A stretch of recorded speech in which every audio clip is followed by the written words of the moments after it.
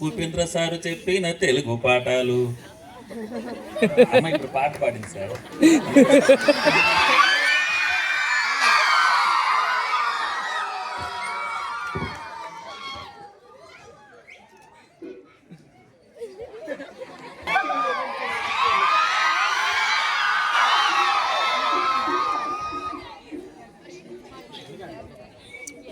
గౌరవనీయులైన ప్రిన్సిపల్ సార్కు నా యొక్క నమస్కారములు, మరియు పాపారావు సార్కు నా యొక్క నమస్కారములు. నా తోటి అధ్యాపకుల బృందాలందరికీ కూడా నా దివ్య శుభాంజలి. ఈరోజు చాలా చక్కగా మన యొక్క ఫంక్షన్ అనేది చేస్తున్నారు. ముఖ్యంగా 8th క్లాస్ 9th క్లాస్ పిల్లలు చాలా చక్కగా ఈ ఫేర్వెల్ పార్టీ మీ సీనియర్స్కి ఇస్తున్నారు. అయితే ఎల్కేజీ నుంచి 10th క్లాస్ వరకు మన విద్యా సంస్థలో మీ అందరి పిల్లలు కూడా చాలామంది చదువుకుని ఉన్నారు. అయితే ఎలాంటి క్రమశిక్షణ అనేది తో ఉన్నదో మన స్కూలు ఆల్రెడీ మేము తరగతి గదిలోనే మీకు బోధిస్తూ చెప్తూ ఉంటాం. ముఖ్యంగా నేను కోరుకున్న కోరిక ఒకే ఒక అంశం. అది ఏమిటంటే, చాలామంది పిల్లలు మీ యొక్క కోరికలు తెలుపుతూ ఈ వేదిక మీద మాట్లాడారు, చాలా సంతోషం. అయితే 400 నుంచి 592 మార్కుల వరకు మీరు కోరుకున్నారు. ఇది చాలా సంతోషకరమైన విషయం. అయితే ఎలా చదివితే ఆ మార్క్స్ వస్తాయి, ఏ రకంగా చదివితే ఆ మార్క్స్ వస్తాయని మేము చాలాసార్లు చెప్తూనే ఉన్నాం. అయినా ఇప్పటికి కూడా చాలామంది పిల్లలు అది పాటించడం లేదు, ఇప్పటికీ పాటించడం లేదు. వన్స్ అపాన్ ఎ టైం ఇదే విద్యా సంస్థలో నేను 16 సంవత్సరాలు బట్టి పనిచేస్తున్నాను. ఈ విద్యా సంస్థలో మీ సీనియర్స్ ఎలా చదివేవారంటే, టీచర్ అనేవారు కాపలా అనేది ఉండేవారు కాదు. ఓన్గా నేనే స్వయంగా ఈ బిల్డింగ్ ఆ మీదకి వెళ్ళి చూసినప్పటికీ అమ్మాయిలు అబ్బాయిలు ఎవరి అటెన్షన్లో వాళ్ళు ఉండి ప్రాక్టీస్ చేసేవారు. నాకు అది ఏమీ కూడా ఈ దినం కనబడడం లేదు. అలా టీచర్ కాపలా ఉంటే చదువుతామంటే మీరు అనుకున్న స్కోర్కి రీచ్ అవ్వలేదు. నిజంగా మీకు ఆ కోరిక నెరవేరాలి అంటే టీచర్ మీద ఆధారపడకుండా మీరు శుభ్రంగా చదవాలి. ఎప్పటి డౌట్స్ అప్పుడు నివృత్తి చేసుకోవాలి. సెల్ ఫోన్లకి అన్నిటికీ దూరంగా ఉండాలి. అదర్ యావిగేషన్స్ కూడా దూరంగా ఉండి మీ యొక్క కర్తవ్యంతో మీరు రాణిస్తే మీరు తప్పగా సక్సెస్ఫుల్ అవుతారు. అటు మీ తల్లిదండ్రులకి మీరు మంచి పేరు తెచ్చిన వాళ్ళు అవుతారు, అలాగే విద్యా సంస్థకి మంచి పేరు తెచ్చిన వాళ్ళు అవుతారు. ఈ రకంగా నేను కోరుకొని మీరు మంచి ఉజ్వలమైన భవిష్యత్తులో ఉండాలని నేను ఎల్లప్పుడూ ఆకాంక్షిస్తూ సెలవు తీసుకుంటున్నాను. Thank you. వేదిక నాయకులైనటువంటి మన ప్రిన్సిపల్ సార్కి, అదేవిధంగా ఏఓ సార్కి నా యొక్క హృదయపూర్వక నమస్కారములు. అదేవిధంగా నా తోటి అధ్యాపక సిబ్బంది కూడా నా యొక్క హృదయపూర్వక అభినందనలు. నా ముందు ఆశీనులైనటువంటి నా విద్యార్థులందరూ కూడా నా యొక్క శుభాశీస్సులు. ఈ సంవత్సరం ఫేర్వెల్ పార్టీ ఇస్తున్న 9th క్లాస్ విద్యార్థులకు నా యొక్క అభినందనలు తెలియజేస్తూ ఉన్నాను. అదేవిధంగా ఈ సంవత్సరం 10th క్లాస్ పరీక్షలు ఎవరైతే రాస్తున్నారో ఆ విద్యార్థులందరూ కూడా నా యొక్క ఆల్ ది బెస్ట్ తెలియజేసుకుంటాను. నాకు ఈ అవకాశం ఇచ్చినటువంటి 9th క్లాస్ విద్యార్థులకు నా యొక్క శుభాశీస్సులు. Thank you. సభకి నమస్కారం. ప్రతి ఏడాదిలాగే ఈ ఇయర్ 9th క్లాస్ పిల్లలు 10th క్లాస్ వారికి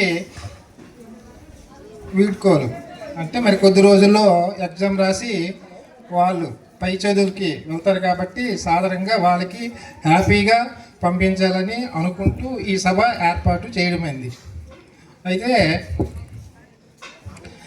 10th క్లాస్ వాళ్ళు ఎప్పటి వరకు బాగా చదివారు, మాకు బాగా హ్యాపీగా ఉంది. ఇక మీదట కూడా చక్కగా ఈ 1 మంత్ చక్కగా తమ టైంని వినియోగం చేసుకొని చక్కగా చదివి మంచి మార్కులతో పాస్ అయ్యి స్కూల్కి వాళ్ళ పేరెంట్స్కి అందరికీ మంచి పేరు తెస్తారని ఆశిస్తూ మరి నేను ఇంతవరకు కుకింగ్ దగ్గర ఉన్నాను, మరి అక్కడ ఏర్పాట్లు చూస్తున్నాను కాబట్టి ఇంతతో ముగిస్తున్నాను. అక్కడ ఏదైనా వాంటింగ్ వస్తే మీరేటి వండారు, ఏటి ఇచ్చారు, ఏటి అంటారు కాబట్టి ముగిస్తూ నేను అక్కడికి వెళ్తున్నాను. ఈనాటి సమావేశానికి హాజరైన అందరికీ కూడా శుభ మధ్యాహ్నం తెలియజేస్తూ, నేను ఈ స్కూల్కి వచ్చి 2 సంవత్సరాలు అయింది. నేను 10th క్లాస్ డీల్ చేసి 1996 నుండి డీల్ చేస్తున్నాను. అంటే ఇంచుమించు 30 బ్యాచ్లు నేను చూశాను. కానీ ఇంచుమించు నేను చూస్తున్న అన్ని స్కూల్లో ఉన్న పిల్లలు ఈ సంవత్సరం మాత్రం ఎందుకో కొంచెం లేజీగా ఉన్నారు, అనుకున్నట్టుగా లేరు. మన టార్గెట్ అనుకుంటున్నాం ఏదో చెప్తాం, కానీ దానికి రీచ్ అవ్వాలంటే ఎంతో కష్టపడి చదవాలి, అంత ఆసమస్యత కాదు. కానీ చదివితే ఫెయిల్ అయిపోయినాడు ఎవడు లేడు, ఎందుకంటే అంత ఈజీ మోడల్ ఇప్పుడు ఉంది. ఇదివరకు మీ సీనియర్స్ 2-3 సంవత్సరాల కింద చూస్తే చాలా కష్టంగా ఉండేది ఏ సబ్జెక్ట్ అయినా. ఇప్పుడు అంతగా ఏం లేదు, అయినప్పుడు కూడా చదవడం లేదు. ఇందాక వాసుమాత చెప్పినట్లుగా కాపలా ఉండి చదివిస్తున్నా, కానీ కాపలా లేకుండా చదువుకొని ఇంట్రెస్ట్గా చదువుకునే రోజులు ఇప్పుడు ఈ సంవత్సరం అయితే లేదు, కనబడడం లేదు నాకు. నేను 2 స్కూల్లో డీల్ చేస్తాను, అక్కడ పరిస్థితి అంతా ఇక్కడ పరిస్థితి చాలా సిల్లీగా తీసుకుంటున్నారు. ఏముందిలే పాస్ అయిపోతాం, ఎవడో ఒకటి చదివినోడు ముందు ఉండా ఏదో చూపించాడా అని అనుకుంటారు మీరు. కానీ నీళ్ళటోడే నీ ముందుంటే నీ పరిస్థితి ఏంటో అప్పుడు అర్థం చేసుకోవాలి. అంత ఈజీగా అయితే అయిపోతుంది. చదివితే మార్కులు వచ్చినట్లే, చదవకున్నట్టే నీకు అనుకున్న మార్కులు కూడా రావు. మనం ఎప్పుడు కూడా విద్యార్థి ఎలా ఉండాలంటే ఒక గడియారంలా ఉండాలి.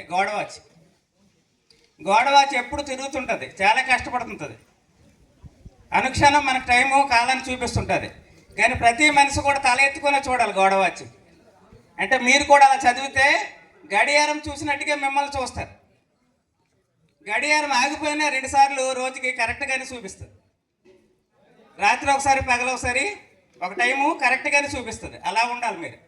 అంటే మీరు భవిష్యత్తు ఏం చేయాలి, ఎలా చదవాలి, మనం దేనికి రీచ్ అవ్వాలి. ఇప్పుడు ఏదో స్టేజ్ మీద చేపిస్తారు చాలామంది, నేను ఇంజనీర్ అయిపోతాను, డాక్టర్ అయిపోతారు. గోల్ అయితే ఉండొచ్చు, ఆ గోల్కి తగ్గట్టుగా మనం కష్టపడడం కూడా చేయాలి. అంత ఈజీ అయితే కాదు. ఎందుకంటే 590 అంటే ఇదివరకు మన స్కూల్లో వచ్చున్నాయి, కానీ ఆ రేంజ్కి మనం వెళ్ళాలంటే అంత కష్టపడి చదవాలి. ఎవడు కాపలా అవసరం లేదు, ఎక్కడో దగ్గరికి వెళ్ళిపోయి చక్కగా ఇచ్చిన వర్క్ చేసుకోవాలి. ఏదైనా తెలియకపోతే ఇంకా అడిగి నేర్చుకోవచ్చు, ఇబ్బంది ఏం లేదు. చెప్పడానికి మేము రెడీగా ఉన్నాము. మీరు పుస్తకం విప్పేసి ఉంటారు, కానీ చదివింది ఏమి ఉండదు. ఆ గంట సేపు చూస్తే ఏడు చదివాడంటే ఏడు చదివి ఉండదు. మరి అలాంటి స్టడీ అవర్స్ మరి అవ్వదు. ఇప్పుడు ఉంది మనకి గట్టిగా అంటే ఒక 20 రోజులు మాత్రం ఉంది. 20 రోజులు అంటే ప్రతి సబ్జెక్టుకి 2 రోజులు కూడా లేదు. మరి మనం ఎలాగ అంత రీచ్ అవ్వాలంటే, ఆ మార్కులు తెచ్చుకోవాలంటే మన సీనియర్స్ మనకు టార్గెట్ ఇచ్చున్నారు. ఆ టార్గెట్కి రీచ్ అవ్వాలా, అంతకంత దాటాలంటే చాలా కష్టపడాలి, ఆ సమస్యత కాదు. Good morning everybody, all my dear students. వేదికను అలంకరించిన ప్రిన్సిపాల్ గారికి, ఏవో సార్కి నా యొక్క నమస్కారాలు. నా తోటి ఉపాధ్యాయులకి నా యొక్క నమస్కారాలు.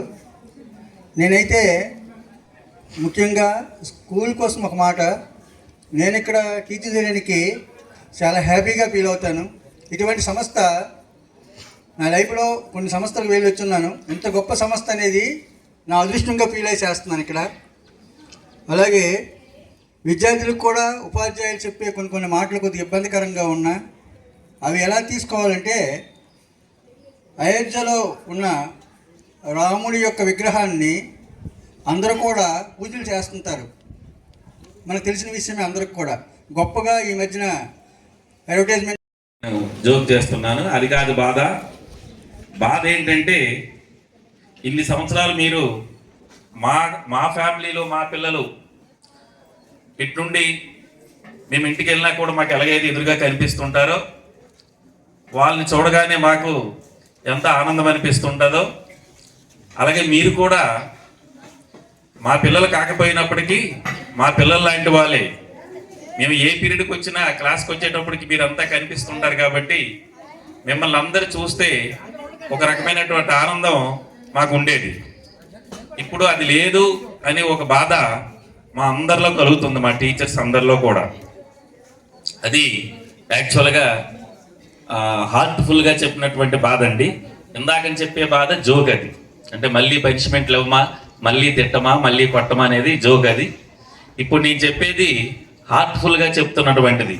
అంటే మళ్ళీ మీరు మాకు కనిపించరు, క్లాస్కి వెళ్ళిన వెంటనే వీళ్ళందరూ కనిపించరు, మరి కొద్ది రోజుల్లో వెళ్ళిపోతున్నారు అన్నటువంటి ఒక బాధ మా అందరిలో ఉంటుంది. అంటే బయటికి మేము మేకపోత గాంభీర్యం అంటారు కదా, బయటికి మీ అందరికి మేము తిడుతున్నా కొడుతున్నా మళ్ళీ మీరు కనిపించరు అని తలుచుకుంటే కొద్దిగా బాధ అనిపిస్తుంటుంది మా అందరికి కూడా జనరల్గా. సో అది మా బాధ.